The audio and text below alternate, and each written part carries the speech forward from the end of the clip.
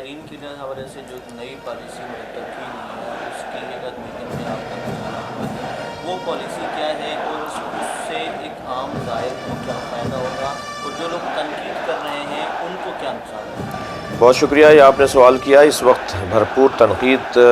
ہے ہمارے یہاں، بڑی گھبراہٹ ہے ہمارے یہاں۔ پہلی بات تو میں آپ کو عرض کر دوں کہ یہ مطالبہ بھی ہمارا مطالبہ تھا کہ زائرین کو فیسیلیٹ کیا جائے، زائرین کو سہولتیں فراہم کی جائیں، تافتان بارڈر کو ایک زائر سٹی بنایا جائے، زاہدان تافتان کے درمیان جو ہے وہ سہولتوں کو فراہم کیا جائے، اور زائرین جو وہاں کسی حادثے کا شکار ہو جاتے ہیں ان کی تدفین کے لیے چندے کیے جا رہے ہوتے ہیں۔ بھائی یہ پاکستانی شہری ہیں، یہ پاکستان کے لیے آ رہے ریاست کے لیے کہ آپ کا شہری کسی ملک میں جا کے پریشان ہو رہا ہے۔ حکومت کی طرف سے کیا سسٹم ہے؟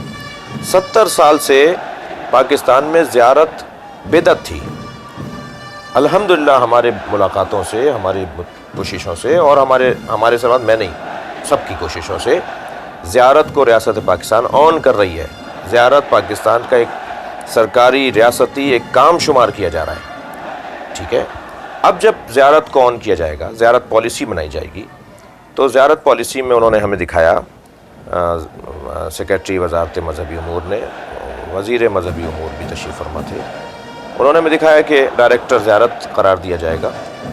یہ پالیسی ایران، عراق اور شام کے زائرین کے لیے ہے۔ ڈائریکٹر زیارت تعین کیا جائے گا جو مشہد مقدس میں بیٹھے گا، اسسٹنٹ ڈائریکٹر جو ہے وہ کوئٹہ میں بیٹھیں گے، ایک اور ان کے اسسٹنٹ ڈائریکٹر بیٹھیں گے کربلا میں، پاکستان ہاؤس میں، اور زائرین کو اربعین اور عاشور کے ایام میں والنٹیئرز کے ذریعے سے ان کی خدمت کی جائے گی، ان کو رہنمائے زائرین یا خادمین زائرین کے طور پہ یہاں سے اسکاؤٹس کو یا جو بھی طریقہ حج کے موقع پہ ہوتا ہے وہ کیا جائے گا۔ اور کوئٹہ زاہدان کے درمیان تقریباً 3 ریسٹ ایریاز بنائے جائیں گے، جہاں زائر ٹھہرے، وہاں آرام کرے، وہاں کچھ دیر پھر آگے بڑھے۔ اور ایک اور بارڈر کھولا جائے گا جو گبد جمالی بارڈر ہے ظاہراً، وہ بارڈر کھولا جائے گا جو کراچی سے گوادر ہوتے ہوئے ایران بارڈر جا کے لگے گا۔ تو کراچی اور سندھ اور کچھ جنوبی پنجاب کے زائرین کے لیے وہ رستہ نسبتاً نزدیک رہے گا، اور نیا بھی ہے، اور ایک اور آپشن بھی ہے، یعنی وہی ایک رستہ نہیں، 2 رستے بن جائیں گے پاکستان میں زائرین کے لیے۔ اس کے علاوہ ایک معمولی سی انشورنس پالیسی ہوگی جو میں سمجھتا ہوں 500، 800، 700 روپے تک کی کوئی شاید پالیسی ہو، جس کے عوض میں اگر وہاں کوئی رحلت کر جاتا ہے تو اس کے فیملی کو 5 لاکھ روپے دیے جائیں گے، 3 لاکھ روپے وہ عمل مکمل ہوگا۔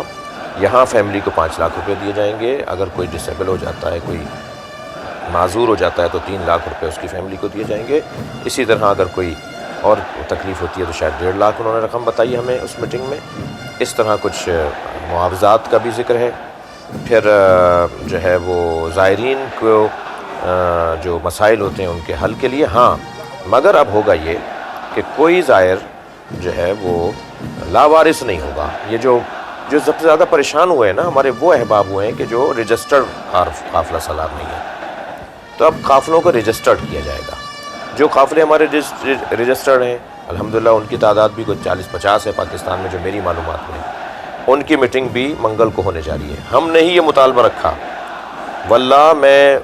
سینہ چوڑا کر کے کہتا ہوں کہ اس پوری میٹنگ میں وہ لسٹ ہم نے دی تھی کہ ان سے مشورہ کریں۔ وہ کون تھے؟ وہ ٹور آپریٹرس ہیں ہمارے، وہ ہمارے اچھی شہرت رکھنے والے کاروان سالار ہیں جو کراچی سے لے کر پشاور، پارا چنار اور گلگت بلتستان اور پورے ملک کے اندر جو اچھی شہرت رکھنے والے قافلہ سالار ہیں، ہم نے ان کے نام، نمبر، اتے پتے لکھ کر دیے وزارت میں کہ آپ ان سے مشورہ کریں، یہ تجربے کار زیادہ ہیں، ان کے پاس معلومات زیادہ ہے، ان کو مسائل کا زیادہ علم ہے، اور ان کے پاس ان مسائل کے حل کی تجاویز بھی بہت اچھی ہیں۔ الحمدللہ وہ میٹنگ ہونے جا رہی ہے، منگل کو میٹنگ ہے وہ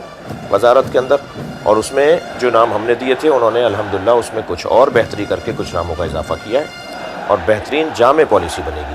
میں آپ کو تسلی دوں کہ جو پھر میں پریشان ہوا، میں نے کہا اگر ہم نے اس میٹنگ میں بھی کہا کہ اگر کوٹا سسٹم بنایا جائے گا، زائرین کو محدود کیا جائے گا، ہم نہیں مانیں گے آپ کے فیصلے کو۔ اگر زائرین پہ بوجھ بڑھ جائے گا مالی، ہم نہیں مانیں گے آپ کے فیصلے کو، ہم احتجاج کریں گے، ہم نہیں مانیں گے۔ پھر جب یہ سوشل میڈیا پہ ہماری ملاقات کے بعد باتیں ہونے لگیں، کچھ میرے عزیز، میرے بزرگ، میرے بھائی، میرے محترم مولائی حضرات ذوالفقار مرزا صاحب کے پاس تشریف لے گئے، جناب محترم ذوالفقار مرزا صاحب اور جناب محترمہ فہمیدہ مرزا صاحبہ نے ان سے کہا کہ ہم وزیر اعظم سے بات کریں گے، تو میں نے حسنین مرزا سے رابطہ کیا تھا مگر میرا رابطہ نہیں ہو پایا کہ میں ان کو سمجھاؤں کہ پھر میں نے رابطہ کیا ان ساری جو تشویشی کیفیت تھی، تو وزارت مذہبی امور کے سیکرٹری صاحب نے، جوائنٹ سیکرٹری صاحب نے، انہوں نے کہا جی ہم نے کب یہ بات کی ہے کہ ہم کوٹا کر دے رہے ہیں، ہم نے کب بات کی ہے کہ زائرین کے اوپر کوئی برڈن آ رہا ہے، کوٹا تو پھر سعودی عرب میں جس طرح ہے حج کے موقع پر اس طرح کا نہیں ہوگا؟ نہیں، اچھا سعودی عرب میں بھی جو کوٹا ہوتا ہے حج کا وہ سعودی حکومت کوٹا دیتی ہے، یعنی وہ کہتی ہے کہ ایران سے مثال 1 لاکھ حاجی آ سکتے ہیں، افغانستان سے 70,000 آ سکتے ہیں، پاکستان سے 1 لاکھ آ سکتے ہیں، وہ کوٹا دیتے ہیں، وہ ویزا کم دیتے ہیں۔ اب یہاں ایران ویزا تو نہیں بند کر رہا،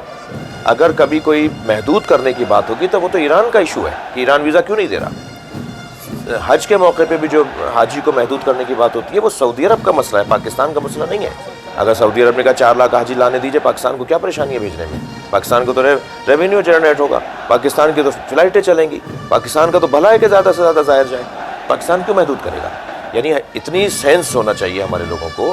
کہ یہ کوٹا یا یہ محدود کرنے کا تو مسئلہ ایران کا، شام کا یا عراق کا ہے، اور نہ ہی زائرین پر کوئی مالی بوجھ آئے گا۔ ہاں وہ انشورنس پالیسیوں کا بوجھ آئے گا، اس کا تو ہمیں بھی ہمارا فائدہ ہے، وہ تو اگر وہ بہت ہی معمولی سی چیز ہوتی ہے۔ مجموعی طور پر میں حکومت کے اس اقدام کو، ہمارے ہی مطالبے پہ یہ کام کیا گیا، میں اس کو پسندیدہ نگاہوں سے دیکھتا ہوں، اور انشاءاللہ جامع پالیسی بنے، مشوروں کے بعد بنے، اور یہ بھی ہم نے کہا کہ آپ مشوروں کے بعد جب جامع پالیسی بنا لیں گے تو ہر 6 مہینے کے بعد اس پالیسی کے اوپر نظر ثانی ہونی چاہیے، تجربے ہوں گے نا، یعنی ایک تجربہ سامنے آئے گا اس پالیسی کی روشنی میں۔ اور ایڈوائزری بورڈ میں ہم نے البتہ اس ایڈوائزری بورڈ کی جو ہے وہ مخالفت کی ہے، جو گورنمنٹ نے ایڈوائزری بورڈ بنایا ہے، اس میں مختلف وزارتوں کے لوگوں کو لیا گیا ہے، شخصیات کو، افسران کو لیا گیا ہے، مگر افسران کو لیا گیا ہے، کوئی بھی شیعہ نمائندگی اس میں نہیں ہے۔ تو جو زیارت پہ آج تک وہ گیا بھی شاید نہ ہو، وہ جو افسر جو آپ ایڈوائزری بورڈ میں لے رہے ہیں زائرین کے پالیسی کے حوالے سے، اسے کیا ہے؟ وہ کیا مشورہ دے گا وہاں بیٹھ کے؟ تو بہتر یہ ہے کہ کوئی انہی قافلہ سالاروں میں، میری تو اب آپ کے توسط سے گورنمنٹ کو یہ رائے ہے، میں وہاں بھی کہہ چکا ہوں کہ یہ جو ہم نے 26 زائرین کا ٹور آپریٹرز کی جو میٹنگ ہو رہی ہے، 26 کے نام ہے، اس میں 25 ہیں، 26 بھی ایک ہماری شخصیت ہے بڑی، جناب راجہ ناصر عباس صاحب ہیں اس میں، لیکن ٹور آپریٹرز اس میں 26 ہیں، 25 ہیں، ان میں سے انہی سے کہہ دو بھائی ایک آدمی دے دو اپنا ایڈوائزری بورڈ میں، میری رائے یہ ہے۔ یہی 25 ٹور آپریٹرز، ٹریول ایجنسیاں جو زائرین کو لے جاتی ہیں اور ہزاروں زائرین کو لے جاتی ہیں، مثلا کاکی شاہ صاحب جو ہیں ہمارے لاہور والے، یا الحرمین والے، یہ ہزاروں لوگوں کو لے کے جاتے ہیں، یہ ندیم شاہ صاحب ہمارے ملتان والے، یہ بہت بڑی تعداد میں لوگوں کو لے کے جاتے ہیں۔ اس طرح اور بھی، میں معاف کریں گے میرے اگر جن کے میں نے نام نہیں لیے، تو ان میں سے کسی ایک کو اپنا ایڈوائزری بورڈ میں لے لیں تاکہ وہ اچھے مشورے ان کو دے سکیں۔